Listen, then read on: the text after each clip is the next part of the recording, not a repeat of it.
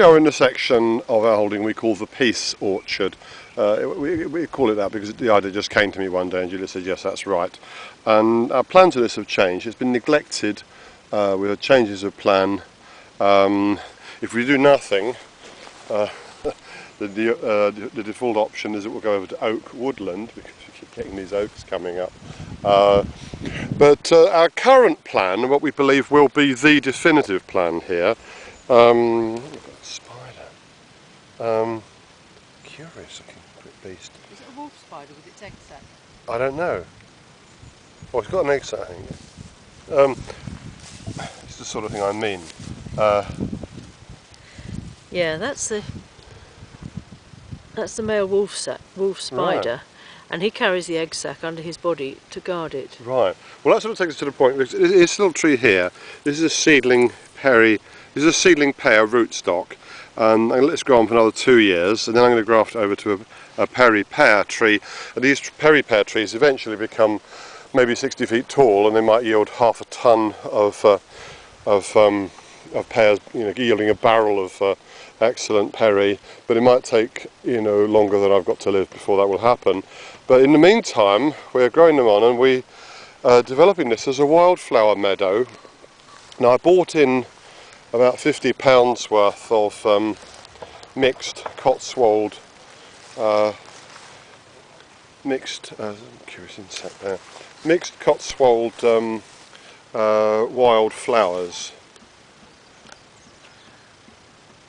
and just broadcast them here.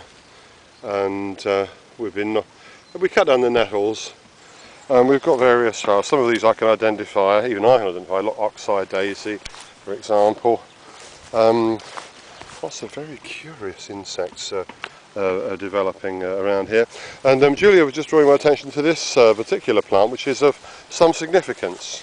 Well, we've got two here. This is the bird's foot trefoil, which is very important for the small blue butterfly. It needs this for its caterpillars. But also growing here with a yellow flower are these, which is called yellow rattle. There's a nice clump of it over here, with some seed heads developing. And this came in with the Cotswold seed mix, didn't it? Did. Because we didn't have it before. Now this is a useful wildflower to include in a wildflower meadow because it's semi-parasitic on grass. So it reduces the vigour of grass, because when you're trying to set up a meadow, sometimes the grasses outcompete the wildflowers. So although this is not a problem this year because of the drought, but in a wet year the grass would grow very vigorously and the wildflowers wouldn't be able to grow. This yellow rattle will parasitise the grass, reduce its vigour, and give the other wildflowers and broad-leafed plants a chance to get away with it. And there's a nice little clump here. What are some of these other plants? What's that you've got in your hand? Tiny vetch. Look at the tiny flowers. It's a leguminous plant. So many interesting things here. This is sorrel dock. Oh, if I'm not mistaken, there's a hazel coming up. Yes. Of course that won't. Yeah. Of course, we've actually left it still. That make a substantial. Buds coming are knapweed. In fact, we've got some knapweed. Knapweed. Yeah. And these are buds, not flower heads. No, they have like a little thistly flower. Yeah. I think that's going to be a scabious. Not quite right yet. Not to be confused with scabious. Just about. Not trying to confuse. And what's this? That's called yarrow. Yarrow. It has a white, flat, multiflowered, it's an umbelliferous thing. That's very valuable nectar source for insects. All right. A few trees here will eventually come salad up. burnet. Yeah, salad burnet. Did we have that here before? I have grown it as a salad vegetable, but it was in the wild seed mix. Yeah. Because obviously some of the seeds will have grown better than others depending on their liking for our conditions. This is the knapweed. Right. Butterflies love this. And we love butterflies. Good. There's some beautiful campion over here. Campion. Red. We did have white campion, didn't we? Growing quite wildly. Actually, we had some of the red, although the white. This is white campion, yeah. That's we've got a lot of that in all sorts of places around here. There's another of the pear trees. This is variety brandy. planted last year. It's not made any growth, but it's alive.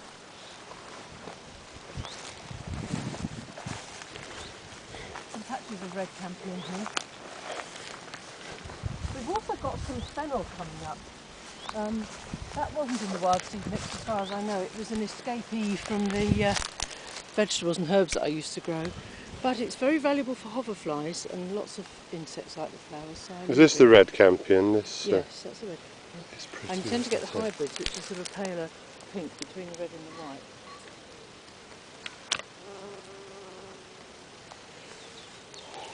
This very frondy thing is mallow. Well, what's that next to it? That's a teasel. I introduced the teasels. The seed-eating birds like the teasel seeds. I don't think the mallows are flowering yet, but they'll just keep on flowering. Here's one of the Perry pears. This is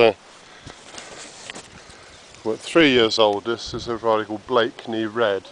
It's one of the most widely grown Perry pears.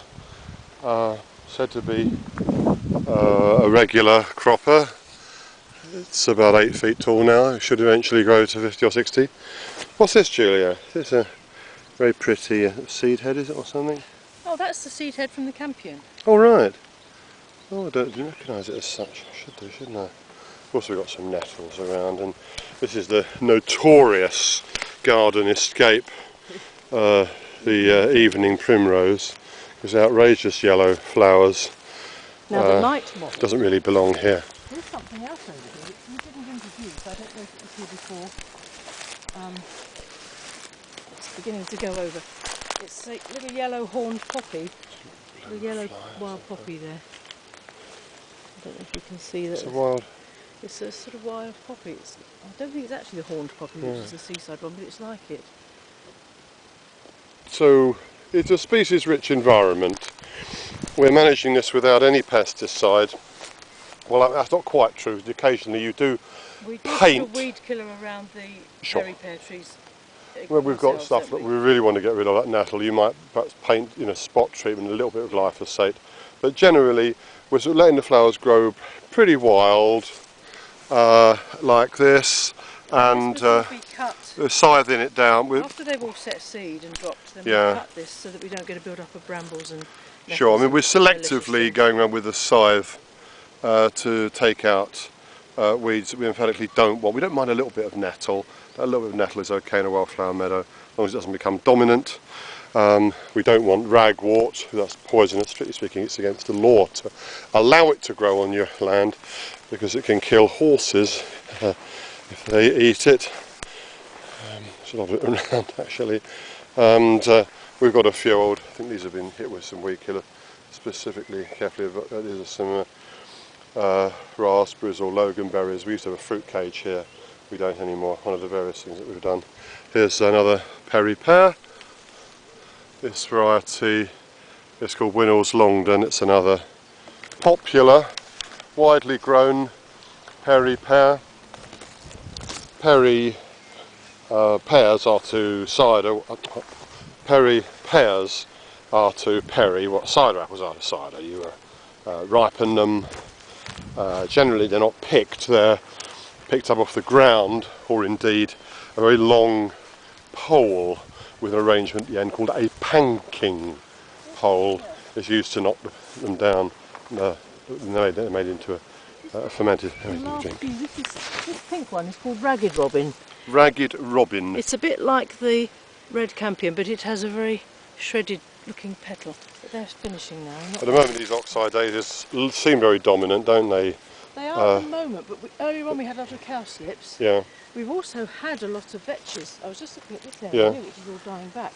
Yeah. Now, I haven't sprayed this. This area was mainly... Oh, there's a ragwort, by the way. This must be destroyed because it's a poisonous plant. This was mainly vetches, although there's a few plantains dying with the drought. But the vetches have flowered over the last few weeks and they've set seed. Goodness, I see, so they have. So where there's no grass growing here much, these seeds will drop into the ground and we should get a nice patch of these later on. Right. Anyway. There's a little tiny forget-me-not growing down there at the base of that. Some seed in Seed there. there? Yeah, some seed. Yeah. Forget me not. And here's where a deer got in here and did significant damage to the tree. This is ample justification for what happened to the deer later.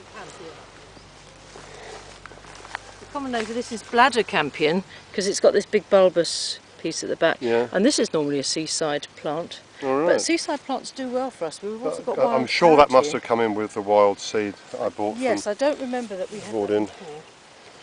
Yeah. Okay then, well that's just signing off from the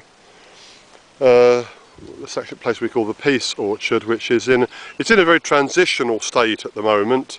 There's a lot of trees here which will be coming out eventually.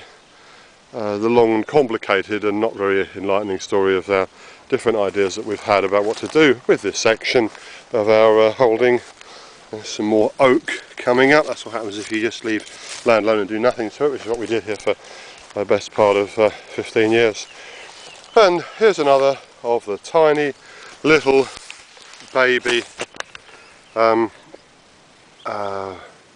seedling pears, which eventually, hopefully, although I may not see it in my lifetime, become huge, noble, very beautiful, towers of blossom visible for a long way, pear trees yielding a good barrel of excellent drink per tree per season, hopefully.